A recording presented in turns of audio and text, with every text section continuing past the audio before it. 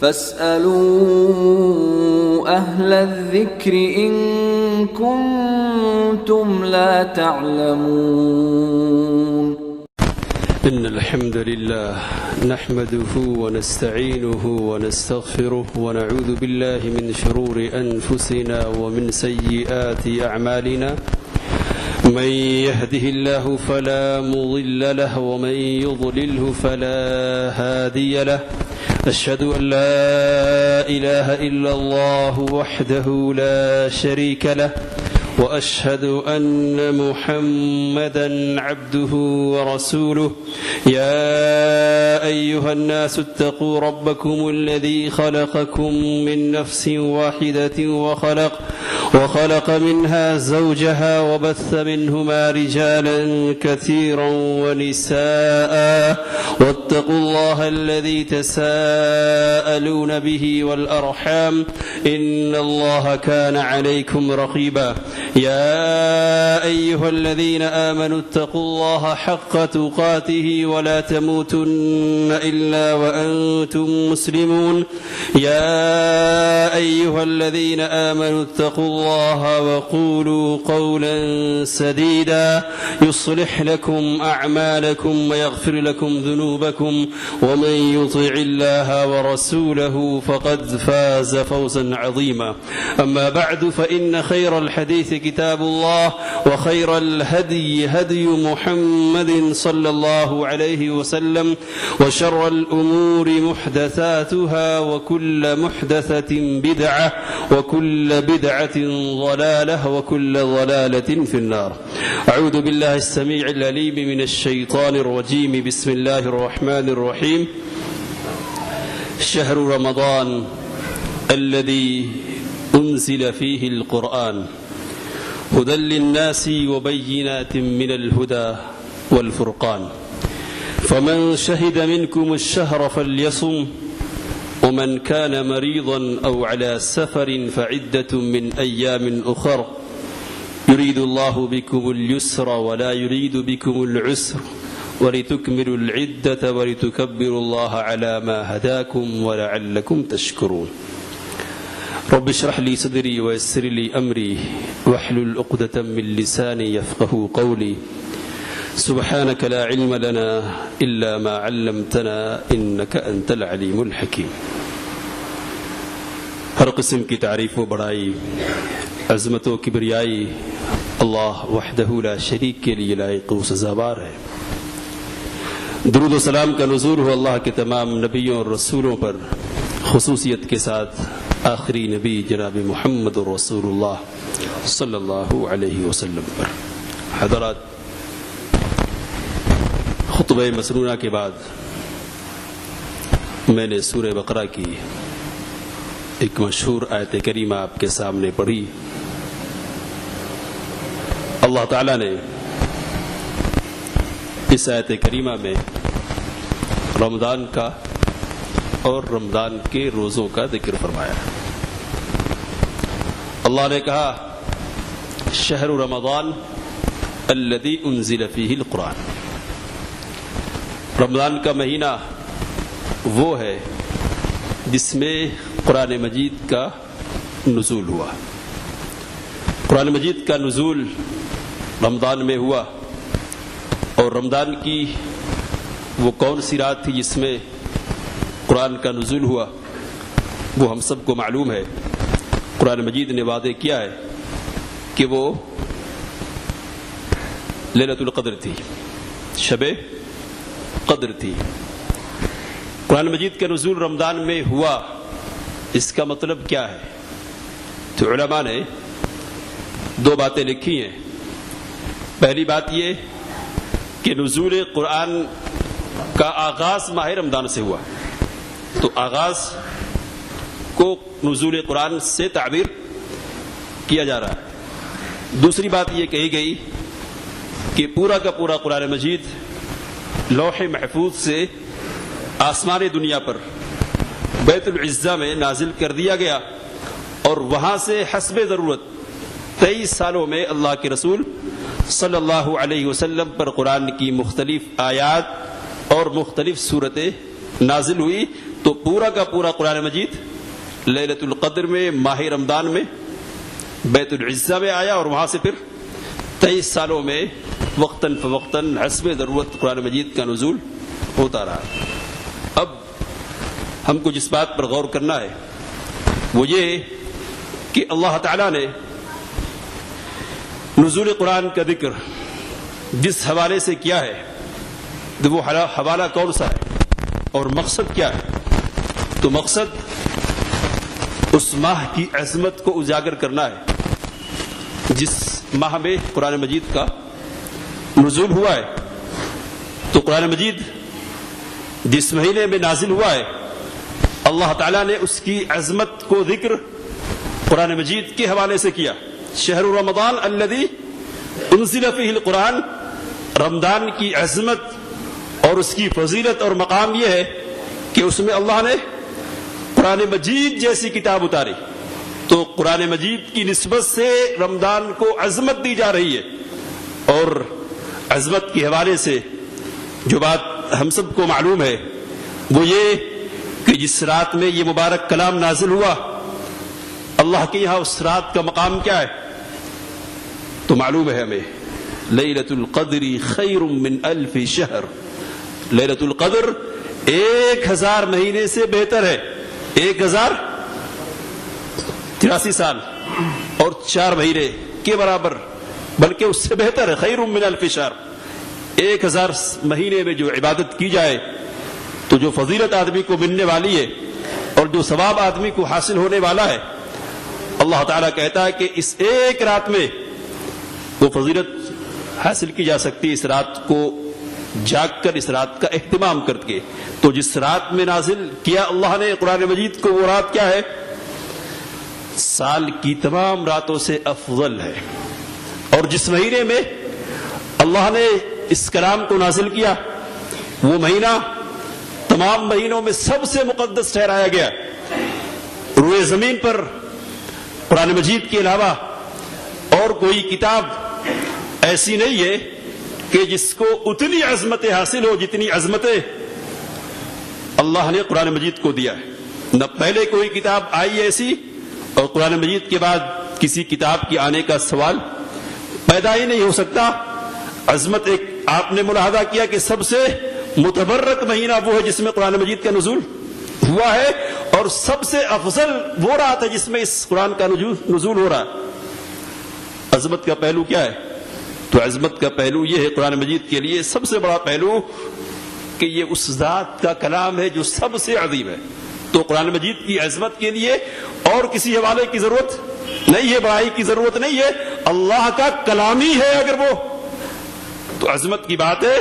لیکن دوسری طرف سے دیکھیں گے تو اللہ کا کلام یہ عظیم ہے، اس سے جس کو بھی جوڑا گیا اس کو عظیم قرار دیا گیا، اور عظیم لوگوں کے ساتھ اس کو جوڑا گیا۔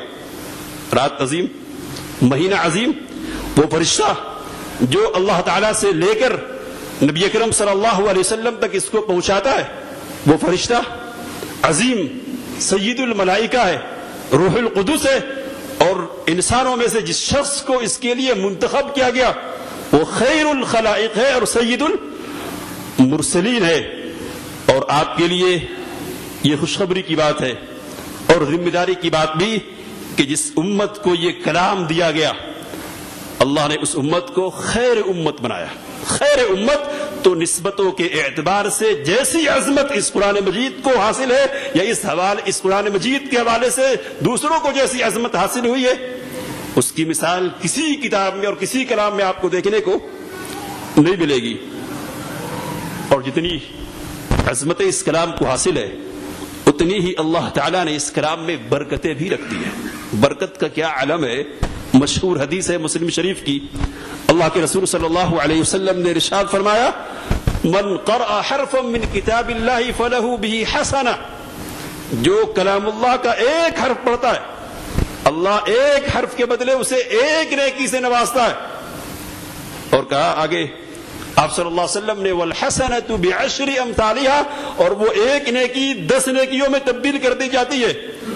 آگے نبی اکرم صلی اللہ علیہ وسلم نے عظمت کو مزید واضح کرتے ہوئے اور برکت کو نمایاں کرتے ہوئے کہا لا اقول الف لام میم حرف، میں یہ نہیں کہتا لوگوں کہ الف لام میم جو تم پڑھتے وہ ایک حرف ہے، ایک حرف نہیں ہے وہ، بلکہ 3 حرفوں پر مشتمل ہے۔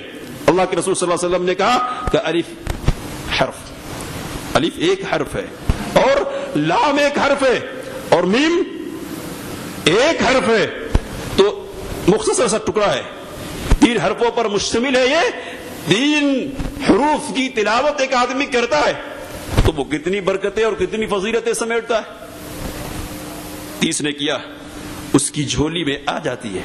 اللہ کے رسول صلی اللہ علیہ وسلم نے ایک موقع پر صحابہ کرام رضوان اللہ تعالی علیہ مجمعین کو خطاب کیا، مسلم شریف کی روایت ہے یہ بھی، اور کہا اَيُحِبُّ أَحَدُكُمْ إِذَا رَجَعَ إِلَى أَهْلِهِ أَن يَجِدَ فِيهِ 3 خَلِيفَاتٍ سِمَانٍ عِظَامٍ، کیا تم میں سے کسی کو یہ بات پسند ہوگی، کوئی یہ چاہے گا کہ وہ جب اپنے گھروں کو لوٹ کے جائے تو اپنے گھر میں 3 موٹی اور بھاری بھرکم قسم کی اونٹنیاں اسے ملے؟ صحابی بیان کرتے ہیں قلنا نعم، ہاں اللہ کے رسول صلی اللہ علیہ وسلم ہم میں سے ہر شخص اس کو پسند کرے گا۔ تو کہا فَثَلَاثُ آيَاتٍ يَقْرَأُ بِهِنَّ أَحَدُكُمْ فِي صَلَاتِهِ خَيْرٌ لَهُ مِنْ 3 خَلِيفَاتٍ عِظَامٍ سِمَانٍ۔ تو سنو قرآن مجید کی 3 آیتیں جنہیں کوئی تم میں سے نماز میں پڑھے وہ اس کے لیے 3 موٹی اور بھاری بھرکم اونٹنیوں سے بہتر ہے۔ تو یہ عظمت ہے اور یہ برکت ہے کس کی؟ قرآن مجید کی، قرآن مجید کے پڑھنے والے، عام پڑھنے والے کی یہ فضیلت بیان کی نبی اکرم صلی اللہ علیہ وسلم نے کہ ایک حرف پڑھو اور 10 نیکی حاصل کرو، ایک حرف پڑھو 10 نیکی حاصل کرو۔ ایک آیت کیا ہے؟ ایک موٹی تازی اور بھاری بھرکم اونٹنیوں سے بہتر ہے۔ اور بھی روایت اس مفہوم کی ہے، میں ذرا بات آگے بڑھانا چاہتا ہوں تو یہ عام پڑھنے والے کے سلسلے میں ہے۔ اللہ کے رسول صلی اللہ علیہ وسلم نے عام پڑھنے والے کے سلسلے میں یہ بھی فرمایا، مسلم شریف کی روایت ہے یہ بھی، والذی یتتعتع بالقرآن وَلَهُ عَلَيْهِ شَاقٌ وَلَهُ أَجْرَانٌ، کہ جو شخص قرآن مجید اچھی طرح نہیں پڑھ سکتا، اٹکتا ہے، دقتوں کے ساتھ، مشقتوں کے ساتھ پڑھتا ہے تو اللہ تعالیٰ اسے دوہرے اجر سے نوازتا ہے۔ قرآن کی برکتیں ملاحظہ کیجئے، تو یہ عام لوگوں کے لیے، خاص لوگوں کے لیے کیا ہے؟ تو اللہ کے رسول صلی اللہ علیہ وسلم نے ایک طویل حدیث میں ارشاد فرمایا، مسند احمد کی اور طبرانی کی یہ روایت ہے اور ذرا آنکھیں کھولنے والی ہے۔ قرآن مجید کے سلسلے میں ہمارا نظریہ چینج ہو گیا، ہماری سوچ تبدیل ہو گئی، اور قرآن مجید کی جو عظمت ہماری نگاہوں میں ہونی چاہیے وہ عظمت ہماری نگاہوں سے روپوش ہو گئی۔ ہم نے دوسرے علوم کو، دوسری کتابوں کو اہمیت دی اور اپنے عمل سے یہ ثابت کیا کہ ان علوم کے مقابلے میں اور ان کتابوں کے مقابلے میں قرآن مجید ہیش ہے، معمولی ہے، حقیر ہے۔ لیکن نبی اکرم صلی اللہ علیہ وسلم کی یہ حدیث ذرا کان کھول کر سنیں گے آپ، وہ لوگ خصوصی طور پر کہ جو اپنے بچوں کو حافظ قرآن بنانے سے صرف اس لیے کتراتے کہ حافظ قرآن کا کوئی مستقبل نہیں ہے، کوئی مستقبل نہیں ہے، دنیا اس کے سامنے کیا ہے؟ تاریک ہے، دنیا کا مستقبل اس کے سامنے روشن نہیں ہے۔ اللہ کے رسول جناب محمد رسول اللہ صلی اللہ علیہ وسلم کی یہ حدیث ملاحظہ فرمائیے اور عبرت حاصل کیجئے کہ آپ نے کس مستقبل کے لیے کس مستقبل کو کھونے کی کوشش کی ہے اور آپ نے کس مستقبل کے بدلے کون سا مستقبل خریدا ہے۔ اللہ کے رسول صلی اللہ علیہ وسلم نے ارشاد فرمایا، یجیء القرآن یوم القیامت کالرجل الشاحب، قیامت کے دن قرآن مجید ایک پراگندہ حال، تھکا ہوا، مادہ ہوا شخص کی حالت میں آئے گا اور یقول لصاحب القرآن، یقول لصاحبی، اپنے پڑھنے والے سے، اپنے یاد کرنے والے سے کہے گا، اتعرفونی، اتعرفونی، مجھے تو پہچانتا ہے، آپ مجھے پہچانتے ہو، انا الذی کنت اسہرک اللیلہ، میں وہی کلام ہوں کہ جس کی تلاوت میں مصروف رہ کر تو راتوں کو اپنی نیند خراب کیا کرتا تھا، تو اپنی نیند کی قربانی دیا کرتا تھا، اور میں وہی کلام ہوں کہ اُزْمِعُ فی حواجرک، کہ دوپہر میں جس کی تلاوت میں مصروف رہ کر تو پیاس کی شدت کو محسوس کیا کرتا تھا، برداشت کیا کرتا تھا۔ وَإِنَّ كُلَّ تَاجِرٍ مِنْ وَرَاءِ تِجَارَتِهِ، ہر تجارت کرنے والا، ہر کاروبار کرنے والا یہ چاہتا ہے کہ اس کی تجارت کا اسے بدلہ ملے، اسے ثمرہ ملے۔ آج میں نے سارے تاجروں کو پیچھے چھوڑ دیا ہے تمہارے لیے، نیکی کے جتنے طلبگار ہو سکتے تھے سب کو پیچھے چھوڑ دیا ہے، تیرے لیے آگے بڑھ کر آیا ہوں۔ آج تجھے کیا ملنے والا ہے؟ نبی کرم صلی اللہ علیہ وسلم نے ارشاد فرمایا فَيُعْطَى الْمُلْكُ بِيَمِينِهِ، کہ یہ صاحب قرآن، قرآن کا حافظ، قرآن کو یاد کرنے والا، اس کو نوازا جائے گا قرآن مجید کی سفارش پر۔ کیا دیا جائے گا؟ ذرا غور سے سنیے، اللہ کے رسول صلی اللہ علیہ وسلم نے ارشاد فرمایا کہ داہنے ہاتھ میں اس کے بادشاہت دی جائے گی، داہنے ہاتھ میں اس کو بادشاہت تھما دی جائے گی، اور وَيُؤْتَى الْخُلْدَ فِي شِمَالِهِ أَوْ بِشِمَالِهِ، بائیں ہاتھ میں ہمیشگی دے دی جائے گی۔ بادشاہت ملی، اور بادشاہت کیسی ہے؟ بادشاہت ہمیشگی کی ہے، ہمیشگی کی۔ ذرا موازنہ کیجئے، یہ کیا مل رہا ہے؟ کون سی چیز عطا کی جا رہی ہے؟ کیسی چیز ہے؟ ان چیزوں سے جو آپ اپنی اولاد کو دینا چاہتے ہیں۔ حقیقت کیا ہے؟ حقیقت کیا ہے؟ تو نبی اکرم صلی اللہ علیہ وسلم نے آگے جو بات ارشاد فرمائی ہے اس کی بنیاد پر سمجھنے کی کوشش کیجئے۔ اللہ کے رسول صلی اللہ علیہ وسلم نے فرمایا وَيُوضَعُ عَلَى رَأْسِهِ تَاجُ الْوَقَارِ، کہ یہ صاحب قرآن ہے جس کے سر پر اللہ تعالیٰ قیامت کے دن وقار اور عزت کا تاج رکھے گا۔ اور یہ تو پڑھنے والا، یاد کرنے والا ہے، اور اس کو اپنے سینے میں محفوظ کرنے والا ہے، اور اس کی تلاوتوں میں مصروف رہنے والا ہے۔ اللہ اس کو بھی نوازے گا جس نے اپنی اولاد کو اس کام پہ معمور کیا، یعنی والدین کو بھی۔ اللہ کے رسول صلی اللہ علیہ وسلم نے ارشاد فرمایا وَيُكْسَى وَالِدَاهُ حُلَّتَيْنِ لَا تَقُومُ لَهُمَا الدُّنْيَا وَمَا فِيهَا، کہ اس کے والدین کو اللہ کی طرف سے دو ایسے جوڑے پہنائے جائیں گے کہ جن جوڑوں کے سامنے دنیا اور دنیا کی کوئی چیز بھی تھم نہیں سکے گی، ٹھہر نہیں سکے گی، یعنی ان کا مقابلہ نہیں کر سکے گی دنیا، اور پوری دنیا اور دنیا کی ساری چیزیں۔ دو جوڑے دیے جا رہے، دو جوڑے، اور کیا ہے؟ تو ذرا سنیے اور نصیحت لیجئے۔ اللہ کے رسول جناب محمد رسول اللہ صلی اللہ علیہ وسلم نے اس حدیث میں آگے ارشاد فرمایا وَيُقَالُ لِصَاحِبِ الْقُرْآنِ يَوْمَ الْقِيَامَةِ اقْرَأْ وَارْتَقِ فِي الدَّرَجَاتِ وَأَرْتِلْ كَمَا كُنْتَ تُرَتِّلْ فِي الدُّنْيَا فَإِنَّ مَنْزِلَتَكَ آخِرُ آيَةٍ مَعَكَ او كما قال علیہ الصلوۃ والسلام، کہ اے قاری قرآن پڑھتا جا اور جنت کے درجات چڑھتا جا، اور پڑھ بھی کیسا؟ تو اس طرح پڑھ جس طرح قرآن مجید کو تو دنیا میں ٹھہر ٹھہر کر پڑھا کرتا تھا، تو ٹھہر ٹھہر کر پڑھتا جا تاکہ تیرے درجات میں، تیری منزل میں اضافہ ہوتا جائے۔ تو پڑھتا جائے گا، تیری منزلیں بڑھتی جائے گی، آخری آیت جو تیرے منہ سے نکلے گی وہی تیری منزل کا آخر ہوگا۔ تو کیا مقام ہے اور کیا مرتبہ ہے اور کیسی حصول یابیاں حاصل ہو رہی ہے، یہ کن کو ملنے والی ہے؟ ذرا سوچئے۔ حافظ قرآن اپنے آپ کو معمولی سمجھتا ہے، اپنے آپ کو سماج اور معاشرے میں ہیچ سمجھتا ہے، کمتر تر جانتا ہے، اور دوسرے لوگ بھی اس کو حقارت کی نگاہ سے دیکھتے ہیں۔ میں نے سنا بعض لوگوں کو پوچھا آپ اپنی اولاد کو کیا تعلیم دے رہے ہیں؟ تو ایک کو اسکول میں ڈالا ہے اور وہ اس طرح کی تعلیم حاصل کر رہا ہے، ایک اور ہے کہ جس کو حفظ کرنے پر لگوا دیا ہے۔ اچھا، آپ نے تو اس کا مستقبل خراب کر دیا، وہ پکڑ لے گا آپ کو۔ مستقبل، کس مستقبل کی سوچ رہے ہیں؟ کس مستقبل کی فکر یہ ہو رہی ہے؟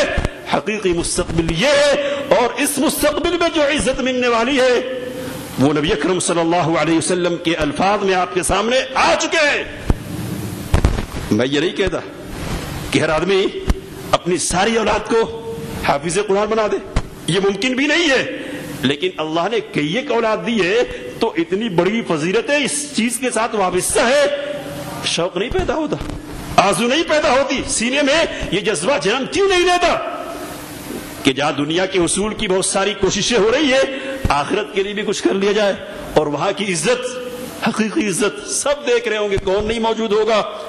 آدم علیہ السلام سے لے کر قیامت تک کے سارے افراد، تو وہاں جو عزت ملنے والی ہے اس عزت کا کیا کہنا؟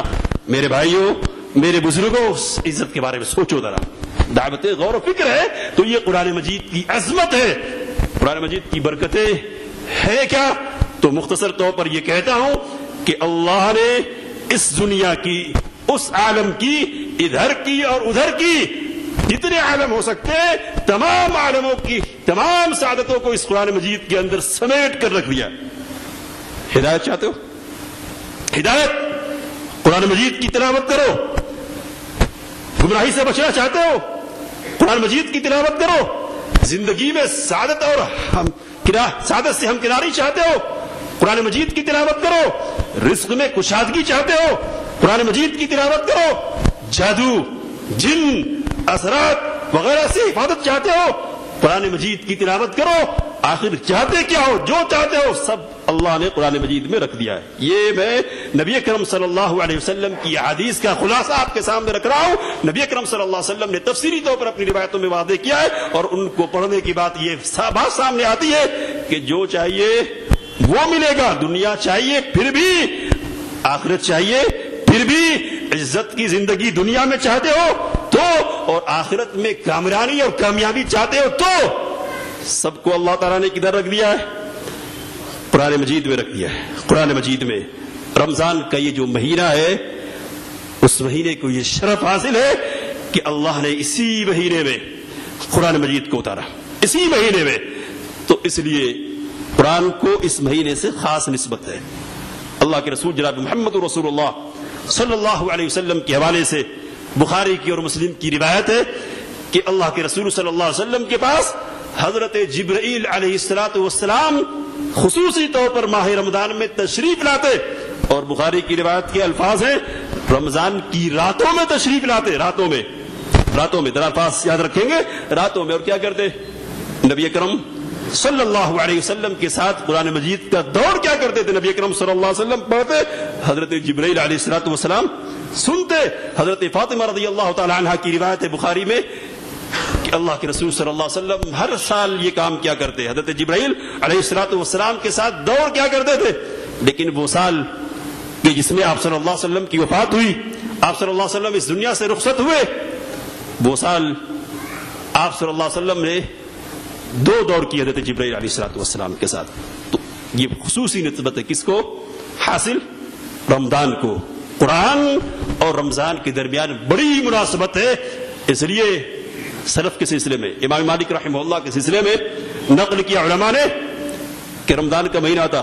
امام مالک رحمہ اللہ کا مقام اور مرتبہ آپ کو معلوم ہے، ائمہ 4 میں سے، اور محدث ہے، بڑے محدث ہے، ان کے سلسلے میں نقل کیا علماء نے کہ رمضان کا مہینہ آتا تو سارے علوم کو پیچھے کر دیتے اور علماء کی مجلسیں ترک کر دیتے، کدھر لگ جاتے؟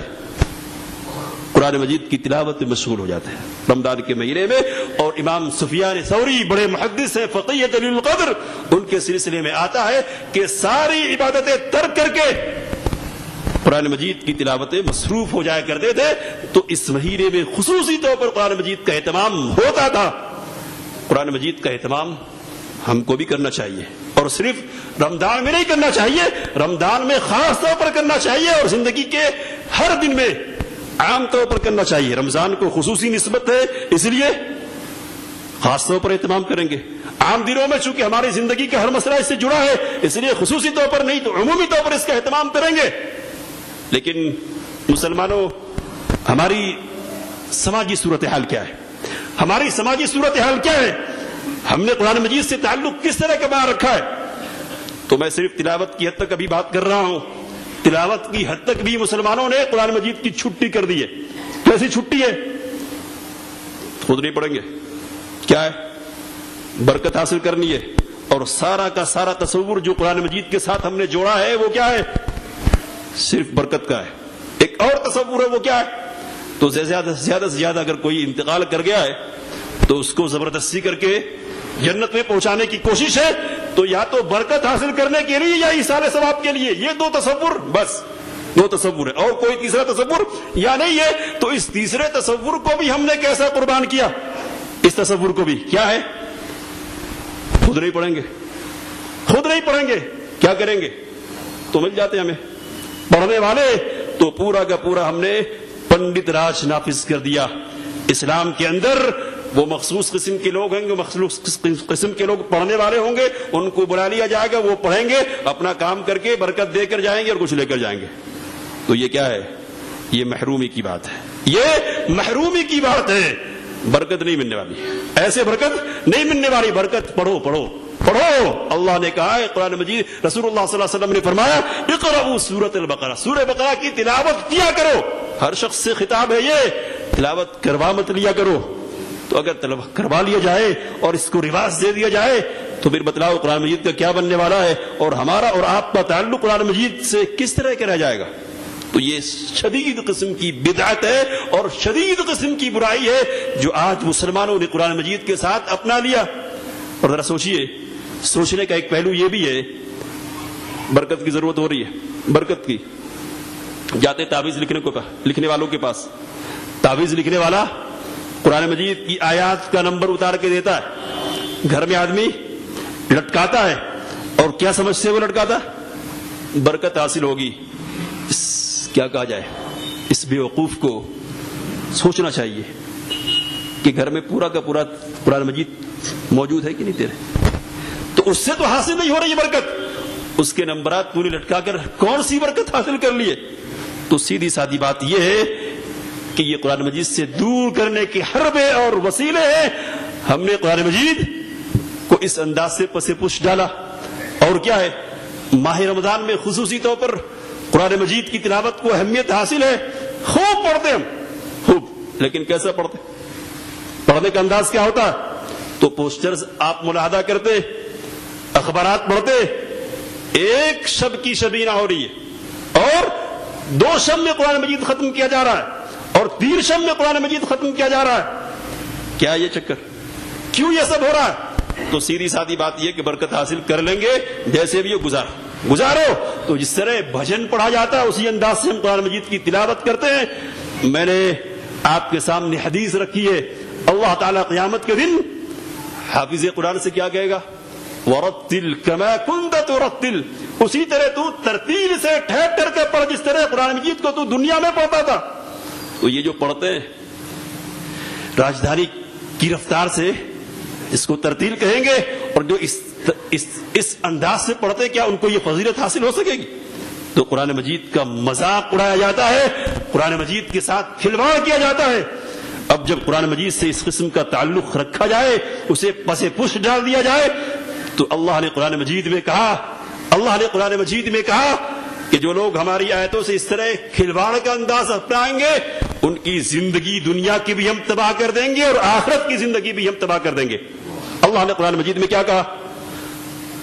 وَمَنْ أَعْرَضَ عَنْ ذِكْرِي فَإِنَّ لَهُ مَعِيشَةً ضَنْكَ، جو میرے ذکر سے اعراض کرے، اعراض صرف یہ نہیں ہے کہ پڑھا نہیں جائے، اعراض یہ بھی ہے کہ اس طرح نہیں پڑھا جائے جس طرح پڑھنا چاہیے، یہ بھی اعراض ہے۔ اللہ نے کیا کہا؟ ہم اس کی دنیا کی زندگی کو تنگ کر دیں گے۔ تنگ تو کتنی تنگ ہے ہماری زندگی، وہ ہم سوچ سکتے۔ تو اس انداز سے پڑھنے کی بات ہو رہی ہے، پڑھنے پہ نہیں، پڑھنے پہ، اعراض کرنے پہ اللہ دنیا کی زندگی کو تنگ کر رہا ہے۔ اور کیا کر رہا ہے؟ اللہ نے کہا دوسری جگہ سورۃ الزخرف میں، وَمَن يَعْشُ عَن ذِكْرِ الرَّحْمَنِ نُقَيِّضْ لَهُ شَيْطَانًا فَهُوَ لَهُ قَرِينٌ، اور جو اللہ کے ذکر سے اعراض کرے، آنکھ بند کرے، تو ہم اس پر ایک دوست متعین کر دیتے ہیں۔ دوست کون سا؟ ساتھی، شیطان۔ شیطان کیا کرتا ہے؟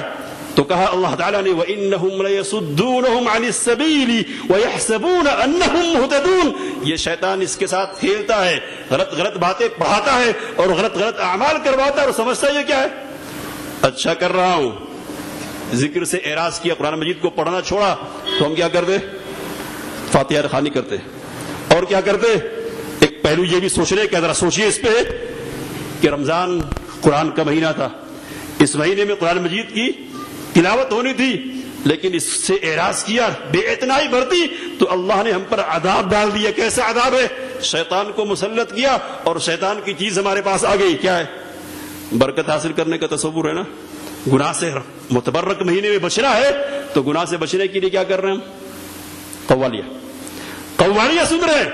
تو جو مقام کلام اللہ کا تھا، جو عزت اور عظمت کلام اللہ کو حاصل ہو رہی تھی، وہ کس کو دی ہم نے؟ قوالیاں سن کر تبرک اور برکت حاصل کی جا رہی ہے۔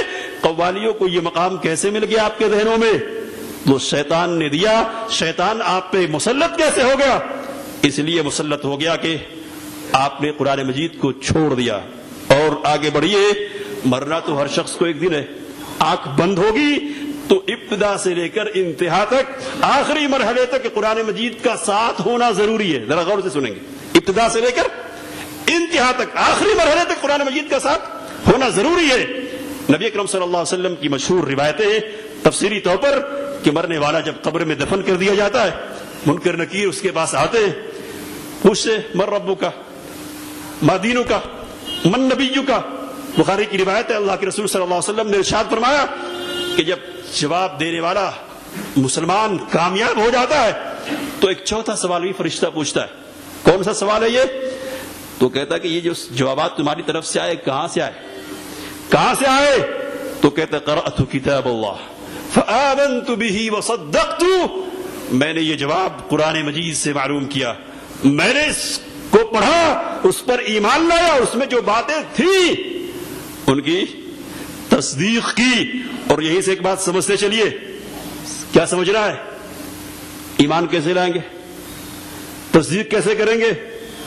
لفظوں کو پڑھ کر تو الفاظ کو پڑھنے کی میں بھی بڑی بھلائی ہے، ہر حرف پر نیکی ملتی ہے، لیکن حقیقی بھلائی کدھر ہے؟ الفاظ کے ساتھ معنی پر بھی غور کر کے۔ تو قبر کا یہ پہلا مرحلہ ہے اخروی مراحل میں سے، یہاں قرآن مجید کی ضرورت پڑ رہی ہے۔ کامیابی کن کو مل رہی ہے؟ نبی اکرم صلی اللہ علیہ وسلم فرما رہے ہیں کہ وہ شخص جو قرآن مجید پڑھ کے گیا ہے، اس کو سمجھ کے گیا ہے، اس کو برت کے گیا ہے۔ جو نہیں سمجھا، جس نے نہیں پڑھا، اس کا کیا انجام ہو رہا؟ تو نبی اکرم صلی اللہ علیہ وسلم نے ارشاد فرمایا کہ فرشتے ایسے شخص کو کہتے ہیں لا تلیت ولا دریت، تو نے نہ قرآن مجید کو پڑھا اور نہ تجھے معلوم ہوا کہ کیا جواب دینا ہے، اللہ کون ہے، نبی صلی اللہ علیہ وسلم کون ہے، اور دین کس چڑیا کا اور کس حقیقت کا نام ہے، نہیں آیا۔ تو یہ پہلا مرحلہ ہے۔ اور آپ کو معلوم ہے نبی اکرم صلی اللہ علیہ وسلم نے آخری مرحلے کے سلسلے میں کہا اقرأوا القرآن فإنه يأتي يوم القيامة شفيعا لأصحابه، قرآن مجید کو پڑھا کرو، قیامت کے دن یہ پڑھنے والے کے لیے سفارشی بن کر آئے گا۔ اور کہا القرآن حجت لک او علیک، قرآن مجید یا تو تمہارے لیے حجت ہے یا تمہارے خلاف حجت ہے۔ تو حجت ہمارے لیے کیسے ہو سکتی ہے؟ حدیث آپ کے سامنے آئی ہے، ہمارے خلاف کیسے ہوگی؟ تو نہیں پڑھنے والوں کے خلاف اگر جنت پڑھنے والوں کے لیے مانگی جا رہی ہے، عزت مانگی جا رہی ہے، تو نہیں پڑھنے والوں کے لیے کون سی چیز مانگی جائے گی؟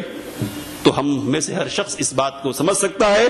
بات جو آپ سے کہنی ہے وہ یہ کہ کلام اللہ کے ساتھ ہماری ساری عزتیں وابستہ ہے۔ اس کی تحقیر نہ کیجیے، اس کو قرار واقعی عزت دیجیے، اس کی تلاوت کیجیے، اس کو سمجھنے کی کوشش کیجیے۔ یہ دنیا بھی اچھی ہوگی، وہ دنیا بھی اچھی ہوگی، کاروبار بھی اچھا ہوگا، نیند بھی اچھی ہوگی، اور ذلت اور پسی کی جو حالت ہے سیاسی طور پر اقتدار کے اعتبار سے، تو وہ پسی بھی اور ذلت بھی دور ہو جائے گی۔ ان اللہ یرفع بهذا الكتاب اقواما ويضع به آخرین۔ نبی اکرم صلی اللہ علیہ وسلم کے ان تمام فرامین کو پلے باندھ لیجئے، یہاں سے اٹھیے تو یہ فیصلہ کر کے اٹھیے کہ قرآن مجید سے ہمارا تعلق رہے گا حسب استطاعت، جس حد تک بھی تعلق رکھ سکتے ہم رکھیں گے، اور قرآن مجید کو رمضان کے حوالے سے خصوصی طور پر اہمیت دیں گے، اور ہماری ہر رات کیا ہے؟ تلاوت قرآن اور سماعت قرآن کے ساتھ گزرے گی۔ اللہ تعالیٰ سے دعا ہے کہ وہ ہمیں ان باتوں کو سمجھنے اور اسے مستفید ہونے کی توفیق عطا فرمائے۔ آمین۔